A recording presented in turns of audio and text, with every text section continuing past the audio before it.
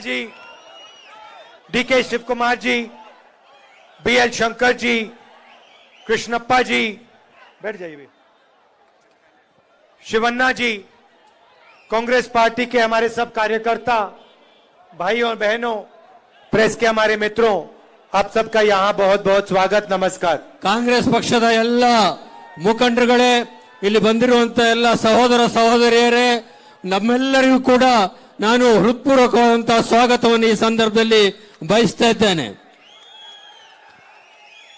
3 साल हुए आपकी जो सरकार थी आपसे चोरी की गई। ಈಗ 3 ವರ್ಷ ಆಯ್ತು ನಿಮ್ಮದೇ ಆಗಿದ್ದಂತ ಸರ್ಕಾರವನ್ನ ನಿಮ್ಮಿಂದ ಈಗಿರುವಂತವರು ಕಳ್ಳತನವನ್ನು ಮಾಡಿದ್ದಾರೆ। आपने चुना किसी को और आपकी सरकार किसी और की बन गई। ನೀವು ಕರ್ನಾಟಕದಲ್ಲಿ ಚುನಾವಣೆ ಮಾಡಿದ್ದೇ ಬೇರೆ ಸರ್ಕಾರ, ಆದ್ರೆ ಆ ಸರ್ಕಾರವನ್ನ ಕದ್ದವರೇ ಬೇರೆ, ಕದ್ದು ಸರ್ಕಾರವನ್ನ ಮಾಡಿಕೊಂಡಿದ್ದಾರೆ। एमएलएस को खरीद कर, उनको पैसा देकर सरकार चोरी की गई। ಗೆದ್ದಂತ ಶಾಸಕರನ್ನ ಹಣ ಕೊಟ್ಟು ಖರೀದಿ ಮಾಡೋದ್ರ ಮುಖಾಂತರ, ಅವ್ರನ್ನ ಕಳ್ಳತನ ಮಾಡೋದ್ರ ಮುಖಾಂತರ ಈಗಿರುವಂತ ಸರ್ಕಾರವನ್ನ ರಚನೆ ಮಾಡಲಾಗಿದೆ। और भाइयों और बहनों, जो सरकार चोरी से बनती है वो सरकार चोरी ही करेगी। ಯಾವ ಸರ್ಕಾರ ಕಳ್ಳತನದ ಮುಖಾಂತರ ರಚನೆ ಮಾಡ್ತದೋ ಅದು ಕಳ್ಳತನವನ್ನಲ್ಲದೆ ಬೇರೆ ಏನು ಕೂಡ ಮಾಡ್ಲಿಕ್ಕೆ ಸಾಧ್ಯ ಇಲ್ಲ। उसको और कुछ मालूम ही नहीं होगा। ಅವರಿಗೆ ಬೇರೆ ಏನು ಕೂಡ ಮಾಡ್ಲಿಕ್ಕೆ ಗೊತ್ತು ಕೂಡ ಆಗುದಿಲ್ಲ। कर्नाटक में मैं भारत जोड़ो यात्रा में चला था। ಕರ್ನಾಟಕದಲ್ಲಿ ನಾನು ಭಾರತ್ ಜೋಡೋ ಯಾತ್ರೆ ಮುಖಾಂತರ ಕರ್ನಾಟಕದ ಉದ್ದಗಲಕ್ಕೆ ಪ್ರವಾಸ ಮಾಡಿದ್ದೆ। 550 किलोमीटर चले। 500ಕ್ಕಿಂತ ಹೆಚ್ಚು ಕಿಲೋಮೀಟರ್, 550 ಕಿಲೋಮೀಟರ್ ಕರ್ನಾಟಕದಲ್ಲಿ ನಾನು ಪಾದಯಾತ್ರೆಯನ್ನು ಮಾಡಿದ್ದೆ। आपके साथ चले। ನಿಮ್ಮೊಟ್ಟಿಗೆ ನಾನು ಕರ್ನಾಟಕದ ಉದ್ದಕ್ಕೂ ನಡೆದೆ। माताओं बहनों के साथ, युवाओं के साथ, बुजुर्गों के साथ हम पूरे स्टेट में पैदल निकले। ತಾಯಂದಿರೊಟ್ಟಿಗೆ, ಸಹೋದರರೊಟ್ಟಿಗೆ, ಸಹೋದರರೊಟ್ಟಿಗೆ, ಅನೇಕ ಜನ ಸಾಮಾನ್ಯ ಜನರೊಟ್ಟಿಗೆ ಕರ್ನಾಟಕದ ಒಂದು ಮೂಲೆಯಿಂದ ಮತ್ತೊಂದು ಮೂಲೆಗೆ ನಾನು ಭಾರತ್ ಜೋಡೋ ಯಾತ್ರೆ ಮುಖಾಂತರ ಹೆಜ್ಜೆ ಹಾಕಿದ್ದೆ। क्यों चले? क्योंकि हम भारत को और कर्नाटक को जोड़ना चाहते थे। ನಾನು ಭಾರತ್ ಜೋಡೋ ಯಾತ್ರೆ ಮಾಡಿದಂತ ಉದ್ದೇಶ ಕರ್ನಾಟಕವನ್ನು ಮತ್ತು ಭಾರತವನ್ನ ಜೋಡಿಸುವ ಉದ್ದೇಶದಿಂದ ನಾನು ಪಾದಯಾತ್ರೆಯನ್ನು ಮಾಡಿದ್ದೆ। नफरत मिटाना चाहते थे। ನಾನು ದ್ವೇಷವನ್ನ ಸೋಲಿಸಲಿಕ್ಕೋಸ್ಕರ ಹೆಜ್ಜೆ ಹಾಕಿದ್ದೆ। हिंसा को खत्म करना चाहते थे। ಹಿಂಸಾಚಾರವನ್ನ ಮುಗಿಸ್ಲಿಕ್ಕೋಸ್ಕರ, ಕೊನೆಗಾಣಿಸ್ಲಿಕ್ಕೋಸ್ಕರ ಹೆಜ್ಜೆಯನ್ನು ಹಾಕಿದ್ದೆ। और यात्रा में आपने हमें 2-3 चीजें कही। ನಾನು ಭಾರತ್ ಜೋಡೋ ಯಾತ್ರೆ ಮಾಡುವಂತ ಸಂದರ್ಭದಲ್ಲಿ ತಾವು ನನಗೆ 2-3 ವಿಷಯಗಳನ್ನ ಹೇಳಿದ್ರಿ। आपने कहा कि बेरोजगारी और महंगाई सबसे बड़े मुद्दे हैं। ಭಾರತ್ ಜೋಡೋ ಯಾತ್ರೆ ಸಂದರ್ಭದಲ್ಲಿ ನೀವು ನನಗೆ ಹೇಳಿದಂತ 2 ಮುಖ್ಯವಾದ ವಿಷಯಗಳು ಅಂದ್ರೆ, ಒಂದು ನಿರುದ್ಯೋಗ, ಮತ್ತೊಂದು ಬೆಲೆ ಏರಿಕೆ ಬಗ್ಗೆ ತಾವು ನನ್ನ ಗಮನವನ್ನು ಸೆಳೆದಿದ್ರಿ। महिलाओं ने कहा 400 रुपए का सिलेंडर 1100 रुपए का हो गया। ಮಹಿಳೆಯರು ನನ್ನ ಗಮನಕ್ಕೆ ತಂದ್ರು, 400 ರೂಪಾಯಿ ಇದ್ದಂತ ಗ್ಯಾಸ್ ಸಿಲಿಂಡರ್ 1150 ರೂಪಾಯಿ ಆಯ್ತು ಅಂತೇಳಿ। किसानों ने कहा कि पेट्रोल जो 60 रुपए का होता था 100 रुपए का हो गया।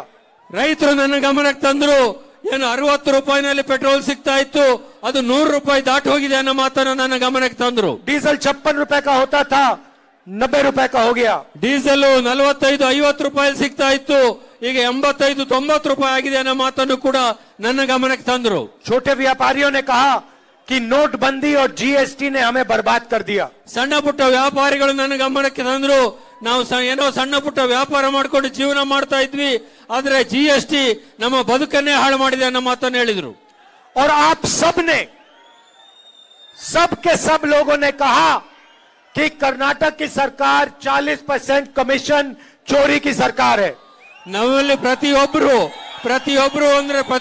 ಕೂಡ ಹೇಳಿದ್ರೆ ನನಗೆ, ಕರ್ನಾಟಕದಲ್ಲಿ ಏನು ಸರ್ಕಾರ ಇದೆ ಇದು 40% ಕಮಿಷನ್ ತೆಗೆದುಕೊಳ್ತಕ್ಕಂತ ಭ್ರಷ್ಟ ಸರ್ಕಾರ ಅನ್ನೋ ಮಾತನ್ನ ನೀವು ನನ್ನ ಗಮನಕ್ಕೆ ತಂದ್ರಿ। वर्ल्ड रिकॉर्ड तोड़ दिया है भ्रष्टाचार का। ಪ್ರಪಂಚದಲ್ಲಿರುವಂತ ಎಲ್ಲ ಭ್ರಷ್ಟಾಚಾರದ ದಾಖಲೆಗಳನ್ನ ಹಿಮ್ಮೆಟ್ಟಿರ್ತಕ್ಕಂತ, ಸೋಲಿಸಿರ್ತಕ್ಕಂತ ಸರ್ಕಾರ ಇದು। कॉन्ट्रैक्टर एसोसिएशन ने प्रधानमंत्री को चिट्ठी लिखी, कहा कि कर्नाटक में 40% भ्रष्टाचार सब चीज पे लिया जा रहा है। ಕಾಂಟ್ರಾಕ್ಟ್ ಅಸೋಸಿಯೇಷನ್ ಅಧ್ಯಕ್ಷರಾದಂತಹ ಕೆಂಪಣ್ಣ ಅವರು ಪ್ರಧಾನಮಂತ್ರಿಗಳಿಗೆ ಒಂದು ಪತ್ರವನ್ನು ಕೊಟ್ಟು ಕರ್ನಾಟಕದಲ್ಲಿ ಏನ್ ಕೆಲಸ ಆಗ್ಬೇಕಾದ್ರೂ ಕೂಡ 40% ಕಮಿಷನ್ ಕೊಟ್ರೆ, ಲಂಚ ಕೊಟ್ರೆ ಮಾತ್ರ ಕೆಲಸ ಆಗ್ತದೆ ಅನ್ನೋದನ್ನ ಪ್ರಧಾನಮಂತ್ರಿಗಳಿಗೆ ಪತ್ರದ ಮುಖಾಂತರ ತಿಳಿಸಿದ್ರು. जवाब तक नहीं दिया प्रधानमंत्री ने चिट्ठी. ಪ್ರಧಾನಮಂತ್ರಿಗಳು ಅದಕ್ಕೆ ಉತ್ತರ ಕೊಡುವಂತ ಒಂದು ಸೌಜನ್ಯವನ್ನು ಕೂಡ ತೋರಿಸಲಿಲ್ಲ. जहां भी देखो स्कैम के बाद scam, police sub inspector scam, assistant professor scam, assistant engineer scam, cooperative bank scam. ಕರ್ನಾಟಕದಲ್ಲಿ ಎಲ್ಲೇ ನೋಡಿ ಯಾವುದೇ ಉದ್ಯೋಗವನ್ನು ಭರ್ತಿ ಮಾಡ್ತಕ್ಕಂಥದ್ದು ನೋಡಿ, ಅದು ಸಬ್ ಇನ್ಸ್ಪೆಕ್ಟರ್ ತಕ್ಕಂಥದ್ದು ಇರ್ಬೋದು, ಅಧ್ಯಾಪಕರನ್ನು ಭರ್ತಿ ಮಾಡ್ತಕ್ಕಂಥದ್ದು ಇರ್ಬೋದು, ಬೇರೆ ಯಾವುದೇ ಹುದ್ದೆಯನ್ನು ಭರ್ತಿ ಮಾಡ್ತಕ್ಕಂಥದ್ದು ಇರ್ಬೋದು, ಅದರಲ್ಲಿ ಬರೇ ಗೊಂದಲಗಳು, ಭ್ರಷ್ಟಾಚಾರಗಳು ನಡೀತಾ ಇದ್ದಾವೆ ಹೊರತು ಬೇರೆ ಏನು ನಡೀತಾ ಇಲ್ಲ. Mysuru sandal scam, Mysuru sandal soap ಇಡೀ ವಿಶ್ವ ಪ್ರಸಿದ್ಧಿಯಾಗಿರುವಂತದ್ದು, ಅದರಲ್ಲೂ ಕೂಡ ಒಂದು ಸ್ಕ್ಯಾಮ್ ನಡೆಯುವಂತ ಸ್ಥಿತಿಗೆ ಬಂದು ನಿಂತಿದೆ. एमएलए का बेटा 8 करोड़ रुपए कैश के साथ पकड़ा जाता है. ಚನ್ನಗಿರಿಯ ಶಾಸಕರಾದಂತ ಮಾಡಾಳು ವಿರೂಪಾಕ್ಷಪ್ಪನ ಮಗ, ಅವನ ಮನೆಯಲ್ಲಿ 8 ಕೋಟಿ ರೂಪಾಯಿ ಕ್ಯಾಶ್ ಸಿಗುವಂತ ಮಟ್ಟಿಗೆ ಅಲ್ಲಿ ಭ್ರಷ್ಟಾಚಾರ ನಡೆದಿತ್ತು. और बीजेपी का एमएलए कहता है कि सीएम की कुर्सी 2500 करोड़ में खरीदी जा सकती. ಬಿಜೆಪಿಯ ಒಬ್ರು ಹಿರಿಯ ನಾಯಕರು, ಶಾಸಕರು ಹೇಳ್ತಾರೆ, ಕರ್ನಾಟಕದಲ್ಲಿ ಮುಖ್ಯಮಂತ್ರಿ ಹುದ್ದೆಯನ್ನ, ಪದವಿಯನ್ನ 2,500 ಕೋಟಿ ರೂಪಾಯಿ ಕೊಟ್ಟು ಕೊಳ್ಳಿಕ್ಕೆ ಅವಕಾಶ ಇದೆ ಅನ್ನೋ ಮಾತನ್ನ ಬಿಜೆಪಿ ನಾಯಕರು, ಶಾಸಕರು ಹೇಳ್ತಾರೆ. कर्नाटक में जो भ्रष्टाचार हुआ वो 6 साल के बच्चे को मालूम है. ಕರ್ನಾಟಕದಲ್ಲಿ ಏನು ಭ್ರಷ್ಟಾಚಾರ ಇತ್ತು, ಇದೆ, ಅದು ಸಣ್ಣ 6 ವರ್ಷದ ಮಗುವಿಗೂ ಕೂಡ ಗೊತ್ತಿರುವಷ್ಟು ಮಟ್ಟಿಗೆ ಪ್ರಸಿದ್ಧಿಯಾಗಿದೆ. पिछले 3 साल से बीजेपी की सरकार है. ಕಳೆದ 3 ವರ್ಷದಿಂದ ರಾಜ್ಯದಲ್ಲಿ ಬಿಜೆಪಿ ಸರ್ಕಾರ ನಡೀತಾ ಇದೆ.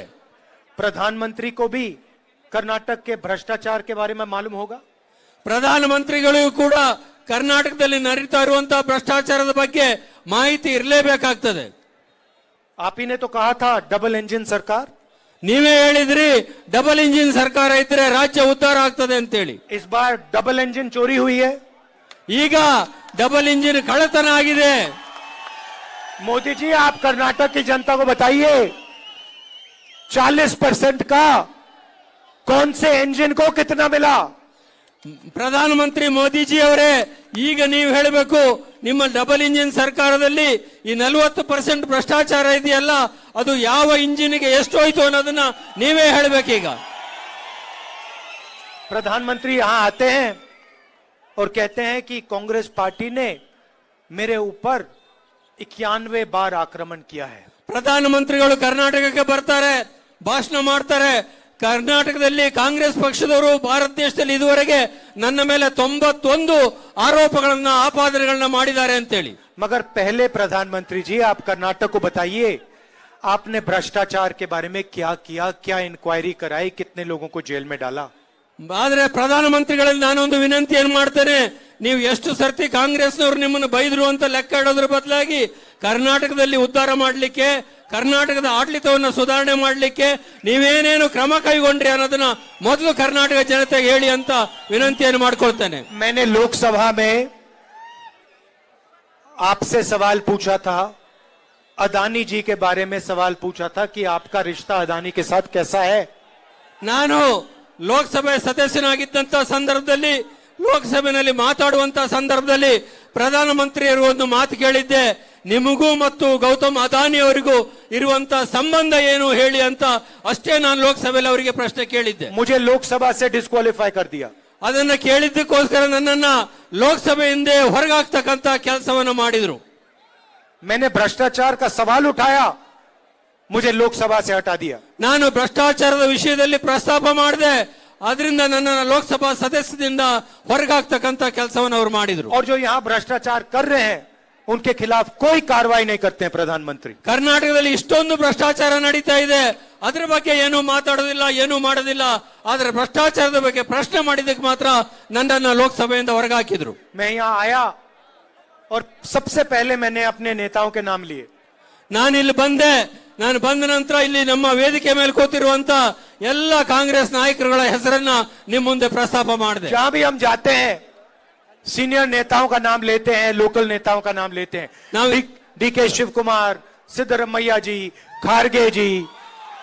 ನಾನು ಕರ್ನಾಟಕದಲ್ಲಿ ಉದ್ದಾಗಲಕ್ಕೆ ಎಲ್ಲೇ ಪ್ರವಾಸ ಮಾಡಿದ್ರು, ಎಲ್ಲೇ ಭಾಷಣ ಮಾಡುವಂತ ಸಂದರ್ಭದಲ್ಲಿ ಸ್ಥಳೀಯ ಕಾಂಗ್ರೆಸ್ ನಾಯಕರುಗಳ ಹೆಸರನ್ನು ಹೇಳ್ತೇನೆ.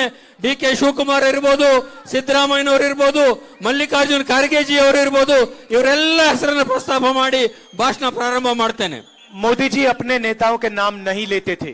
ಆದರೆ ಪ್ರಧಾನಿ ಮೋದಿ ಅವರು ಮಾತ್ರ ಅವರ ಪಕ್ಷದ ಯಾವ ನಾಯಕರನ್ನು ಕೂಡ ಯಾವುದೇ ಸಭೆಯಲ್ಲೂ ಪ್ರಸ್ತಾಪ ಮಾಡೋದಿಲ್ಲ. जैसे आपने हमारा रोड शो देखा, हम सब एक साथ खड़े थे. ನೀವು ಈಗ ನಾನು ಬಂದಂತ ರೋಡ್ ಶೋದಲ್ಲಿ ನೋಡಿದ್ರಿ, ನನ್ನೊಟ್ಟಿಗೆ ಉಳಿದಂತ ಎಲ್ಲಾ ನಾಯಕರುಗಳು ಕೂಡ ನನ್ನೊಟ್ಟಿಗೆ ಇದ್ರು. ಅವರು मोदी जी के रोड शो में बोम्मई जी को, येदुरप्पा जी को उठा के बाहर फेंक देते. ಪ್ರಧಾನಿ ಮೋದಿ ಅವರು ಮಾಡುವಂತ ರೋಡ್ ಶೋದಲ್ಲಿ ಮುಖ್ಯಮಂತ್ರಿ ಆಗಿರುವಂತ ಬಸವರಾಜ ಬೊಮ್ಮಾಯಿ, ಮಾಜಿ ಮುಖ್ಯಮಂತ್ರಿ ಆದ ಯಡಿಯೂರಪ್ಪನವ್ರನ್ನ ಅವರೊಟ್ಟಿಗೆ ರೋಡ್ ಶೋದಲ್ಲಿ ಭಾಗವಹಿಸಲಿಕ್ಕೆ ಬಿಡೋದಿಲ್ಲ, ಅವ್ರನ್ನ ಎತ್ತಿ ಹೊರಗಾಗ್ತಕ್ಕಂತ ಕೆಲಸ ಮಾಡ್ತಾರೆ. मोदी जी गाड़ी पे चलते हैं, बाकी लोग सड़क पे चढ़ते हैं. ಮೋದಿ ಅವರು ರೋಡ್ ಶೋನಲ್ಲಿ ವಾಹನದ ಮುಖಾಂತರ ಹೋಗ್ತಾರೆ, ಬೇರೆಯವರೆಲ್ಲ ನಡ್ಕೊಂಡು ಹೋಗುವಂತ अच्छा, ಸ್ಥಿತಿ. मैं अपने आप से एक सवाल पूछ रहा था कि होता क्यों है. ನಾನು ನನ್ನಲ್ಲೇ ಒಂದು ಪ್ರಶ್ನೆಯನ್ನು ಕೇಳೋಕೆ ಪ್ರಯತ್ನ ಮಾಡಿದೆ, ಇದೆಲ್ಲ ಯಾಕೆ ಆಗ್ತಾ ಇದೆ ಅಂತೇಳಿ. दो चीजें हो सकती हैं. ಎರಡು ವಿಷಯ ಸಾಧ್ಯತೆ ಇದೆ. एक तो नरेंद्र मोदी जी सिर्फ नरेंद्र मोदी को देखना चाहते हैं. ಒಂದು, ಪ್ರಧಾನಿ ನರೇಂದ್ರ ಮೋದಿ ಅವರು ತಮ್ಮನ್ನು ಮಾತ್ರ ನರೇಂದ್ರ ಮೋದಿಯನ್ನು ನೋಡ್ಕೊಳ್ಳಿಕ್ ಬಯಸ್ತಾರೆ ಹೊರತು, ನೋಡ್ಲಿಕ್ಕೆ ಬಯಸ್ತಾರೆ ಹೊರತು ಬೇರೆಯವ್ರು ನೋಡ್ಲಿಕ್ಕೆ ಬಯಸೋದಿಲ್ಲ. वो सबको अपने से नीचा मानते हैं. ಬೇರೆಯವ್ರನ್ನೆಲ್ಲ ಅವರಿಗಿಂತ ಕೀಳು ಅಂತೇಳಿ ಭಾವಿಸ್ತಾರೆ. तो इसलिए चाहते हैं कि नरेंद्र मोदी बस पे चले, गाड़ी पे चले और बाकी लोग दिखाई ना दें. ಅದಕ್ಕೋಸ್ಕರ ನರೇಂದ್ರ ಮೋದಿ ಅವರು ಬಸ್ ಮೇಲೆ, ವಾಹನದ ಮೇಲೆ ಬರ್ತಾರೆ, ಅವ್ರು ಮಾತ್ರ ಕಾಣಬೇಕು, ಬೇರೆಯವರೆಲ್ಲ ರಸ್ತೆ ಮುಖಾಂತರ ಬರಬೇಕು, ಅವ್ರು ಯಾರಿಗೂ ಕಾಣಬಾರದು ಅಂತೇಳಿ. दूसरी बात भी हो सकती है. ಅದಲ್ಲದೆ ಇನ್ನೊಂದು ವಿಷಯನೂ ಕೂಡ ಇರ್ಲಿಕ್ಕೆ ಸಾಧ್ಯತೆ ಇದೆ. ये भी हो सकता है कि नरेंद्र मोदी जानते हैं कि येदुरप्पा जी, बोम्मई जी, ये सारे जो हैं बिल्कुल भ्रष्ट हैं.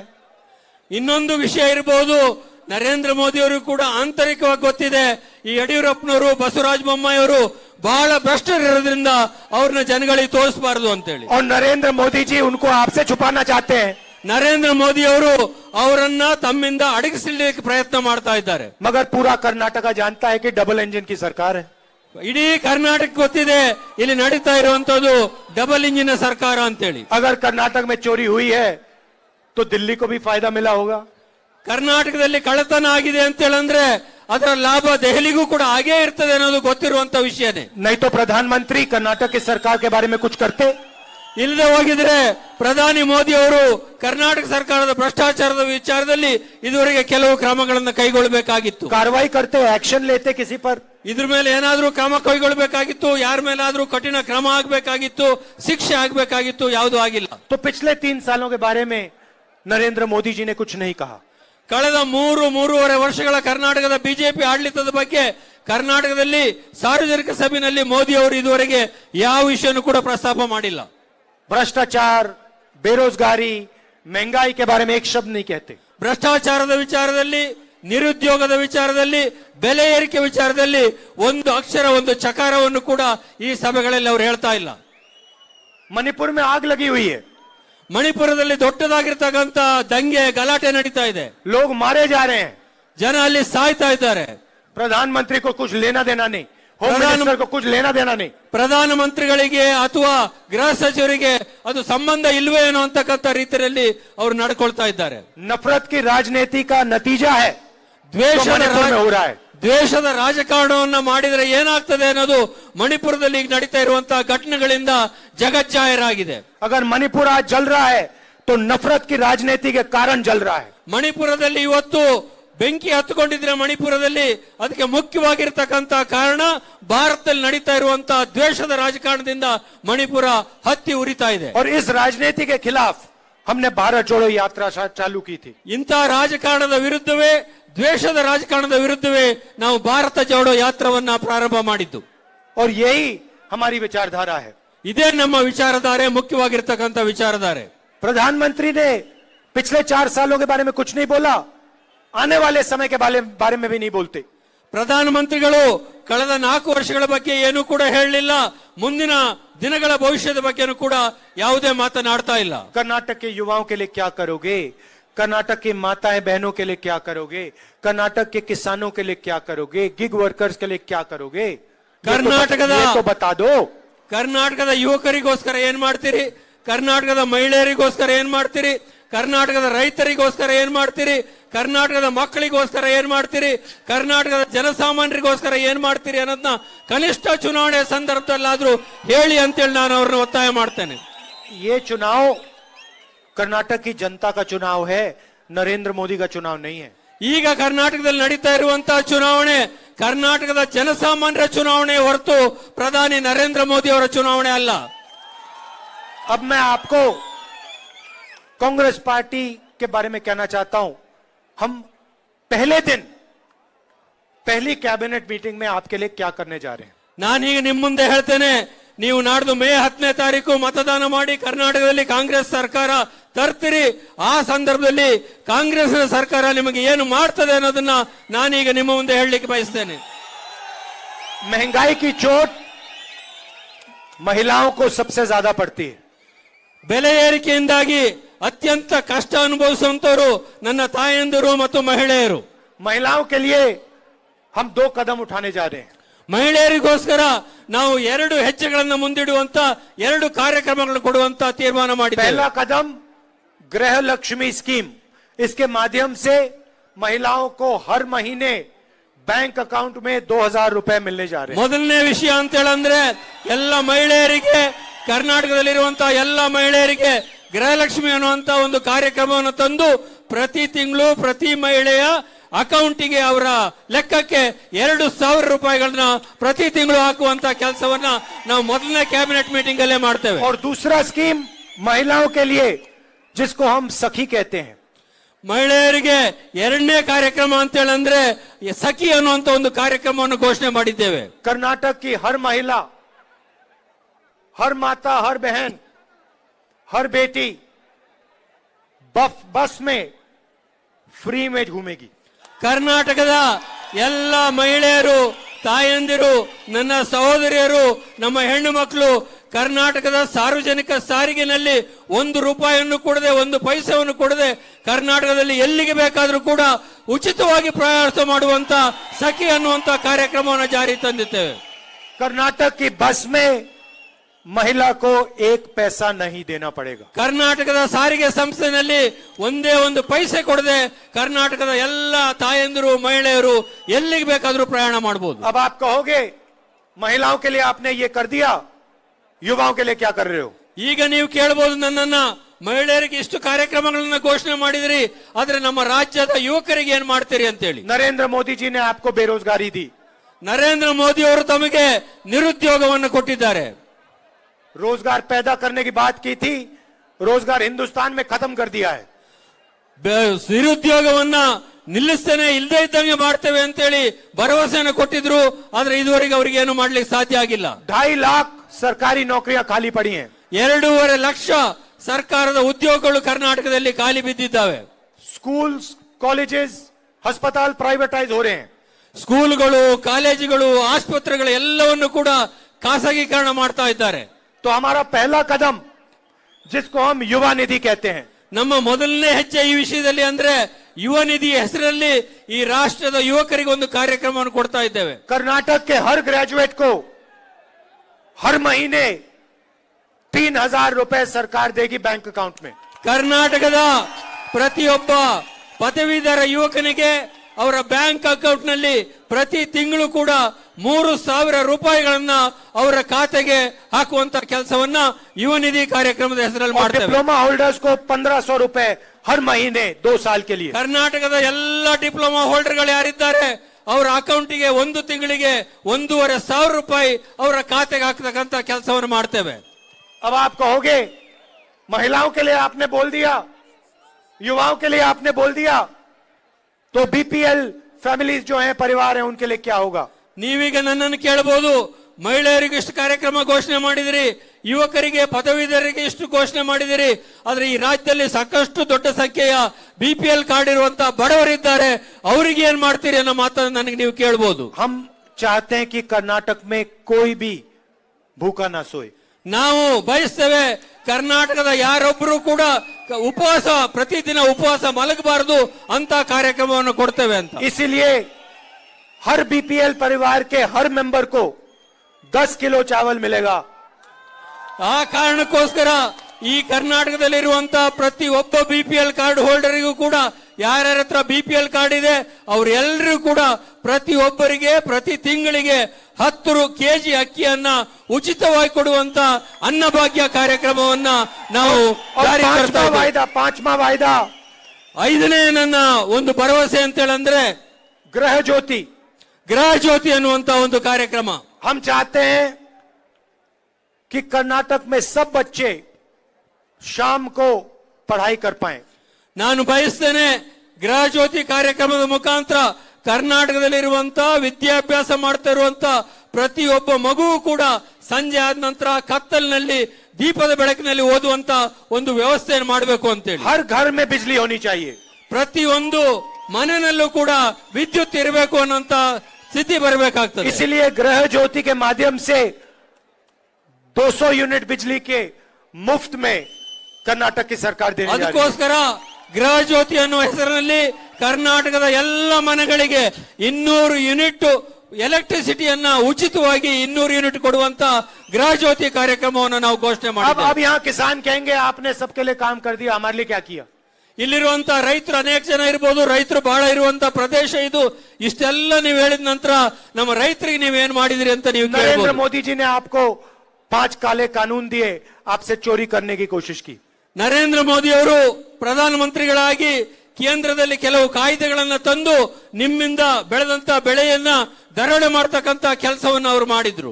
इसीलिए कर्नाटक में कांग्रेस पार्टी की सरकार 5 साल के अंदर 1.5 लाख करोड़ रुपए किसानों के हित को देगी.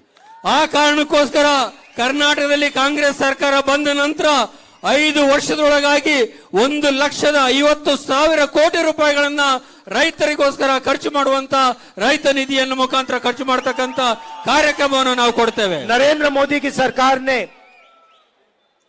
आपको आपसे बीमा का पैसा चोरी किया, छीना. ರೈತರಿಗೆ ಕೃಷಿ ಯೋಜನೆ ಇದೆ, ವಿಮಾ ಯೋಜನೆ ಇದೆ, ಫಸಲ್ ಬಿಮಾ ಯೋಜನೆ ಮುಖಾಂತರ ಸಹಾಯ ಮಾಡ್ತೀವಿ ಅಂತ ಹೇಳಿದ್ರು.